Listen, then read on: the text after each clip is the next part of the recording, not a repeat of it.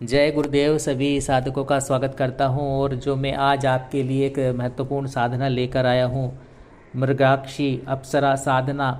मृगाक्षी अप्सरा एक ऐसी किन्नरी है जो अपने साधक को हर तरह से प्रसन्न रखती है और एक तरह से जो है किन्नरियों का भी सहचर्य वह साधक प्राप्त कर लेता है जो यह अप्सरा साधना संपन्न करता है। बहुत ही ज़्यादा एक महत्वपूर्ण साधना, एक ऐसी साधना है कि यह अपने साधक से अगर कनेक्ट हो जाती है तो उसका साथ छोड़ती नहीं है। देखिए, कुछ अप्सराएं होती हैं जो अगर सिद्ध होने के बाद में ऐसा होता है कि 5 साल के लिए या फिर 6 साल 10 साल और उसके बाद वापस साधना को रिपीट करना पड़ता है। कभी कभी प्रत्यक्षीकरण के बाद में ऐसा भी हो जाता है। लेकिन ये जो मृगाक्षी अप्सरा किन्नरी है, यह उसका साथ कभी भी छोड़ती ही नहीं है। एक बार अगर अटैच हो गई, साधक ने अगर इससे एक संबंध स्थापित कर लिया साधना विधान के माध्यम से, तो प्रत्यक्ष अप्रत्यक्ष रूप दोनों ही रूप से साधक के साथ में कहीं ना कहीं जुड़ जाती है और पूर्ण अपना सहचर्य प्रदान करती है। और एक ऐसी ही महत्वपूर्ण यह किन्नरी अप्सरा साधना है, जो साधक इसको एक बार कर लेता है वह अपने साधक को पूर्ण बना देती है। एक तरह से मार्गदर्शन करती हुई हर क्षेत्र में उसे सफलता प्रदान करती है अपने साधक को। और ऐसी ही एक विलक्षण यह साधना साधक या साधिका जो भी हो उसे संपन्न कर सकते हैं और पूर्ण लाभ इसका प्राप्त कर सकते हैं। अब मैं इसकी विधि बता देता हूँ कि जो इसकी विधि है वह आप सुन लीजिए। देखिए, साधना जो है यह सायकाल जब सूर्य अस्त हो जाए तब अत्यंत उल्लासित मन से साधना में प्रवृत्त होना चाहिए साधक या साधिका को, है ना। और इस साधना के लिए कोई विशेष दिवस निर्धारित नहीं है और वस्त्रों का भी देखिए कोई बंधन नहीं है इसमें। लेकिन पुरुष साधक हो तो पीली रेशमी धोती और स्त्री साधिका हो तो पीले रंग की रेशमी साड़ी तथा पीले रंग की ही कंचुकी पहनकर बालों को खुला रखे और इत्र आदि से अपने को सुगंधित कर ले, ठीक है। और दिशा दक्षिण के अतिरिक्त कोई भी हो सकती है, दक्षिण दिशा नहीं रखनी है। अब सामने पीले रेशमी वस्त्र पर ही आपको तांबे के पात्र में अष्ट किन्नरीय नमः, ठीक है, अष्ट किन्नरीय नमः कुमकुम से लिखकर अष्ट किन्नरी यंत्र जो रहेगा इसमें वह स्थापित करना है। क्योंकि देखिए समावेशित है इस ये जो अप्सरा है एक तरह से किन्नरी भी है, किन्नरी की शक्तियाँ भी इसमें समाहित हैं। तो ये बहुत ही ज़्यादा तीक्ष्ण एक अप्सरा बन जाती है। फिर ये प्रभाव और इसके जो अनुभव होते हैं बहुत ही तीक्ष्ण होते हैं, तेज होते हैं, कहने का मतलब है। स्थापित करे यंत्र को, ठीक है ना, ताम्र पर प्लेट में आप किन्नरी यंत्र को। और जिसका देखिए तात्पर्य है कि मृगाक्षी जो ये अप्सरा है अपनी अष्ट शक्तियों के साथ आवाहिन आती है और आपको सोचना है कि ये अपनी अष्ट शक्तियों के साथ जो है मृगाक्षी अप्सरा आएगी और मुझ में समाहित हो जाएगी, ठीक है। ऐसा चिंतन रखना है आपको जब यंत्र स्थापित करेंगे।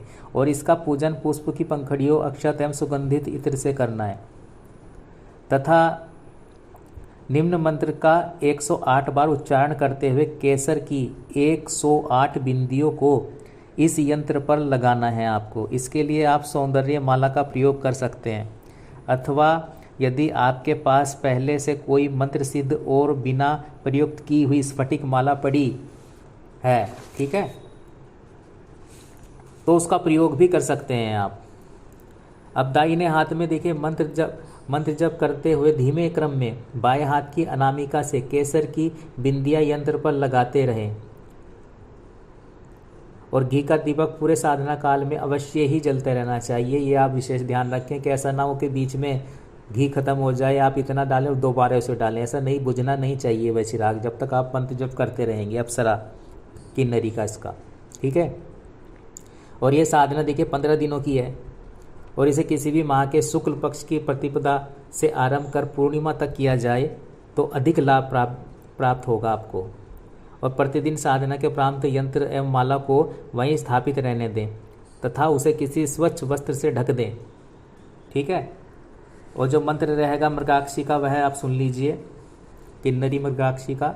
ओम मृगाक्षी अप्सराय वश्यम कार्य सिद्धिय फट ओम मृगाक्षी अप्सराय वश्य कार्य सिद्धिय फट। तो ये मंत्र है और प्रतिदिन एक माला अर्थात 108 बार उच्चारण करने के साथ साथ अंतिम दिन अर्थात पूर्णिमा को इस मंत्र की 11 माला मंत्र जप करना है। ठीक है। और अंत उस दिन साधना में आपको एकाग्र होना है, यानी कि आपको जो है ध्यानपूर्वक बैठना है साधना में अंतिम दिन, और सावधानी पूर्वक बैठना है ताकि कोई जो विघ्न ना हो। क्योंकि क्या होता है कि कभी कभी विघ्न उत्पन्न होने से, कोई भी छोटी सी त्रुटि होने से अप्सरा और ये जो किन्नरी होती है ये आते आते रह जाती है साधक के समक्ष। और वातावरण को आपको सुगंध से भर देना है और पूजन स्थान पर सुगंधित पुष्पों का आसन बनाकर उस पर यंत्र स्थापित करना है। इस दिन सर्वथा एकांत और गोपनीयता आवश्यक है, क्योंकि यही दिवस है मृगाक्षी के साक्षात उपस्थित होने का, और इसमें कोई भी विघ्न होने से वह उपस्थित होते होते रह जाती है। ये आपको ध्यान रखना है बात। आती 100% है कोई भी शक्ति, लेकिन कोई ना कोई आप ऐसी त्रुटि कर देते हो तो दिक्कत वो आती आती रह जाती है, फिर उसमें विलम्ब हो जाता है। साधना पूर्ण होते होते कमरे में देखिए सुगंध बढ़ती दिख सकती है आपको, या प्रकाश बढ़ता दिख सकता है, या नूपुर ध्वनि आरंभ हो जाती है। और ठीक यही समय है मृगाक्षी से वचन लेने का, उसे जीवन भर अपनी प्रेमिका, अपनी सहचरी बनाकर रखने का। और इस प्रकार यह जीवन की परिवर्तनकारी साधना संपन्न होती है और आधार बन जाती है आगामी साधनाओं की सफलता का। क्योंकि जहाँ ऐसी श्रेष्ठ किन्नरी का सहचर्य हो वहीं प्रेम का कोमलता है, फिर वहीं यौवन की चमकती बिजली जैसी तीव्रता है, और जो आधार है किसी भी साधना या विद्या को प्राप्त कर लेने का। आदित्य आचार्य धरावंती द्वारा प्राप्त एवं अनुभूत यह पद्धति 100 टच खरी एवं तथा प्रमाणित है ही। ठीक है, इसमें कोई दो राय नहीं है कि पूर्ण प्रमाणित जो है साधना है मृगाक्षी जो अप्सरा किन्नरी है, यह बहुत ही श्रेष्ठ साधना है और अपने साधक को नित्य नए नए अनुभव देने लगती है यह बहुत तेजी से, और उसके साथ जुड़ जाती है।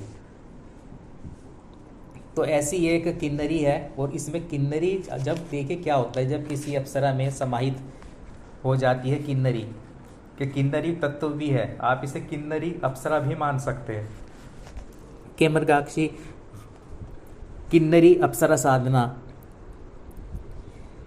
और फिर कई जो है वह सिद्धियों का स्वामी एक तरह से पारलौकिक शक्तियों से के संपर्क में रहकर स्वयं ही बनता जाता है वह साधक।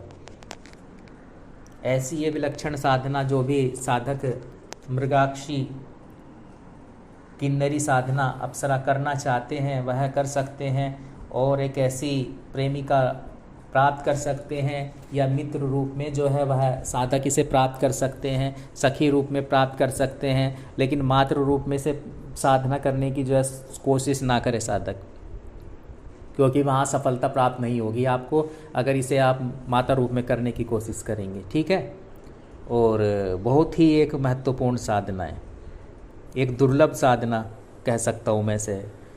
क्योंकि क्या होता है कि जब आप किसी शक्ति के देखे संपर्क में आते हैं, चाहे वह कोई अप्सरा है या किन्नरी है, तो बहुत ही ज़्यादा एक तरह से आपकी जो जीवन है उसे परिवर्तित कर देती हैं ये, और कर लेने के बाद जीवन में प्रवेश करती हैं। हो सकता है कि थोड़ा विलम्ब हो जाए, कई साधक जो हैं फिर भटक जाते हैं साधना करने के बाद में, उसका ध्यान छोड़ देते हैं, लेकिन जो आपने कर लिया है वह कर लिया है। जब आपका एक संबंध स्थापित हो गया है स्ट्रॉन्ग तरीके से उस अप्सरा के साथ में, उस किन्नरी के साथ में, तो वो आपको छोड़ती नहीं है, वो जीवन में आएगी ही आएगी आपके। ये मैं हर साधना के बीच में कहता हूँ और अनुभव के आधार पर जो है आपके सामने ये बात मैं रख रहा हूँ। तो जब भी करें तो सोच समझ कर साधना करें कि अगर प्रेमिका बना रहे हैं किसी अप्सरा को या फिर मित्र बना रहे हैं तो सोच समझ कर उसकी साधना करें, उसको धारण करें, क्योंकि फिर वो बन गई, एक समझ लीजिए कि फिर वह आपके जीवन में उसी रूप में प्रवेश करेगी ही करेगी। वो किस रूप में आपके समक्ष आती है ये अलग बात है। ठीक है, तो ये साधना इसीलिए कहता हूं कि बहुत ही ज़्यादा श्रेष्ठ साधना है। इसीलिए कह रहा हूं मैं क्योंकि ये अप्सरा तो है ही, साथ साथ इसमें किन्नरी जो तत्व है, किन्नरी भी आप इसको समझ सकते हैं, क्योंकि किन्नरियाँ बहुत ही ज़्यादा शक्तिशाली होती हैं, उनमें क्षमताएं होती हैं। जब किसी जो है अप्सरा में किन्नरी तत्व भी समावेशित हो जाता है, तब वह अपने साधक को बहुत कुछ प्रदान करने में समर्थ हो जाती हैं। तो ऐसे ही आप साधना संपन्न करें और लाभ उठाएं और जो सफलता प्राप्त करें, ऐसी ही मैं सद्गुरुदेव से कामना करता हुआ आपसे आज्ञा लेता हूँ। जय गुरुदेव, जय माँ छिन्नमस्तिका।